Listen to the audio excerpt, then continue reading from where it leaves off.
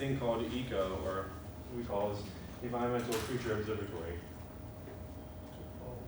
And what our concept is about evolution, and evolution is like a very lengthy process that takes hundreds to millions of years for a single species to yield anything promising. And for this, like to gather these results, a scientist or somebody, we have to go and watch a certain species for over years period of gathering data just to get any results and of any small amounts of evolution.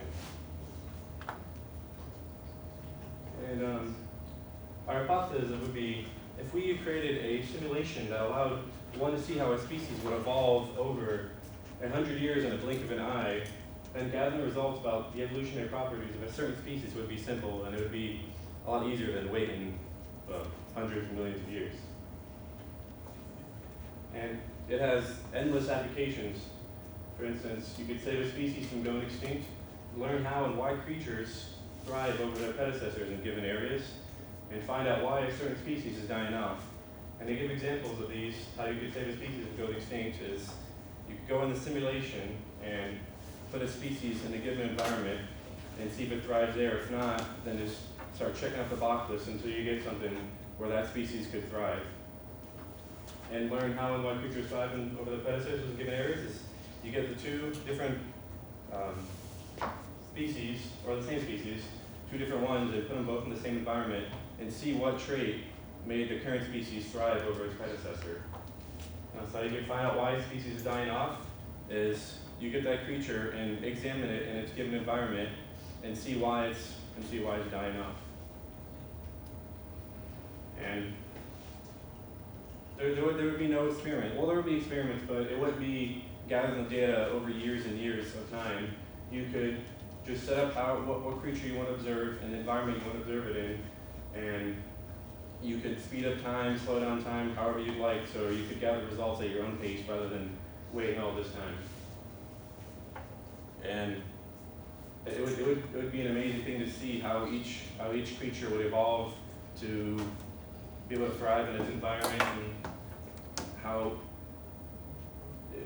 it be able to thrive, and how it evolves just to be able to adapt, and how they be able to get new things, to be able to hide from predators, and be able to hunt in the area, just be able to live. All right, my turn.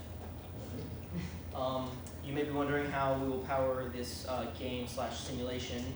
Well, we're hoping to use the Unity engine because it's a very versatile and very useful engine to use with game design and simulations and animations and such like that.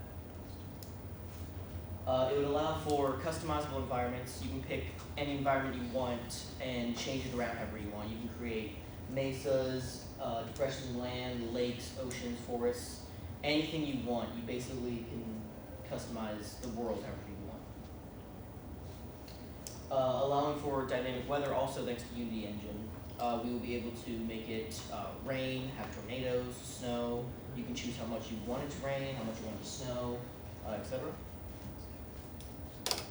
And one of the best things is you can take any animal and put them into any location and see how they fare by fast forwarding the game over 1,000 years or 1,000,000 years and see if the animal species either dies off or becomes something new. And of course we know that ecosystems work with more than just one animal, so we're allowing for you to create an environment and have multiple separate animals put into that environment to see how the ecosystem works together and thrives and functions. You can essentially play God. You never see these two animals in the same area, but with our game you can put two animals that would never see each other in the wild together and see how they interact, see if one survives, if one goes extinct, and you can also have competition. There's two prize lions, but only one group of rabbits for food. So you can see how the lions would interact with each other also. And for the algorithm on how we're going to generate the ecosystems and animal behavior, similar to what No Man's Sky had in mind, we would have a system in place that would track the animal's behavior, their reaction to certain stimuli, and also their need for food, water, shelter, etc. And it would actually, the game would give you sort of a graph of how over time your animal species has evolved and changed, and give you like a step-by-step process. The notification element of the game would be if a species evolves, goes endangered, goes extinct, two species form together to create a new animal, millions of different options that you have, and for your ecosystems and stuff. And that's it. Alright. Questions, guys? A lot of questions. So with this having application and actually going not exactly backwards, but pretty much programming what we think we evolved from, and then trying to see if we can end up at our current species level. Yes, you can create your own sort of animals or species types, and you can put it in and run the simulation to see what the requirements would be needed for us to evolve from a certain creature. Or, Yep. Mario Games and Gamma Time. I'm Joshua Shore, and this is Joseph Kaminsky. How would the environments be made, and would the environments be based off of the real life locations? They can be, or you can make them completely up just on your own, creating your own like forest with special design. But you can base it on real world locations, which is what we're also playing. Yeah, it relates to slide playing God. It's your universe pretty much, so you can create it how you Will there want also be like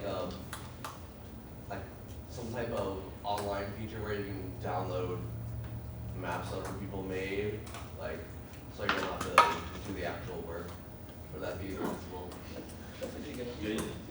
Good That'd be suggestion. Yeah, I think I kind of get what he's asking, Mark. You said that basically the game would be for the sake of maybe tracing back or forward an evolutionary timeline, but it's up to the user, like what their environment is. Do you, would you say that it would be a good idea, or did you guys have in mind to release like a exemplary map or something for the game that would already be pre-programmed in a way that scientists presume evolution will be or has been, so that the users that are actually using this for scientific research will have to set like something like that up on their own? 'Cause it seems Oh yeah, very there'll be presets based on real world locations. We'll have a ton of different, depending like a couple deserts, forests, different stuff, and you can also tweak it to make it more like a different forest if you need. Okay. So it does have scientific applications. Has there been any game of this sort that's already in place that's not as complicated as what you guys are thinking, but a simple game of, let's say, just bacteria and what happens, or just birds and what happens? I think it would be like Spore. Yeah, Or the most simple version, back when I was in elementary school, there was Right. a game on the computer where you could put animals into Right. a desert Right, and then area. it changes, right? Yeah. So in your making of your algorithm, what would be your category of making it where it's more realistic in terms of, let's say, varying the timeline, right? Because you gotta incorporate that in your algorithm, right? In the making, so that the gamer can choose, okay, I'll choose 10,000 years difference, right? Or within the 10,000 years, this is what my animals or my creatures are gonna behave. So in the making of the algorithm, like how are you gonna make that variation? Because you have different timelines, right? You'll say, I would say 10,000 years. Well, I would want my evolution to happen within, 300 years. How are you going to make this variability in terms of writing the algorithm? I mean, I'm not computer science. I don't know how it works, but are you going to have like gazillion algorithm for different timelines? Timelines, creatures. Right, like, is that easy to put into one program? It wouldn't be easy, but it would be possible. Okay. It's just because the timeline would be randomly generated each time it goes through. Because of course you send things through, they're going to change slightly each timeline, Mhm. but they should stay near the same. But there will be differences if you run the simulation over and over again. Oh. Any other questions? So when your program is actually like watching the creatures evolve and everything, are you gonna actually like, because the way that creatures evolve and everything, we haven't been able to really like guess that like as scientists yet, because it all evolves like based on the ecosystem and where they are and everything. It's all random and everything. How's your similar to the Darwin adaptation, adaptation, evolution with the finches with the different beaks. That would be similar to what we're trying to achieve, which different stimuli, weather, food sources, shelter, stuff like that, would change the animal. But like I said, it would be random each time, so you can never truly guess with it. Speaking about evolution, are you gonna consider using genetic algorithms? Yeah, we've been wondering about that too. So we've been dabbling with it. That's a very complex program, isn't it? Because you've got your environment versus genetics, and which one, are you gonna have a template of, is it a 50-50? Like the role of genetics would be 50% just as, you know, in terms of what influence, because you're gonna have to dictate that, right, in the program. Yeah. Is genetics gonna be 50% and environment gonna be 50%, and you have this out of your 50%, right? There's gonna be weather, there's gonna be this, there's gonna be that, right? Is that gonna be how you're gonna play it out?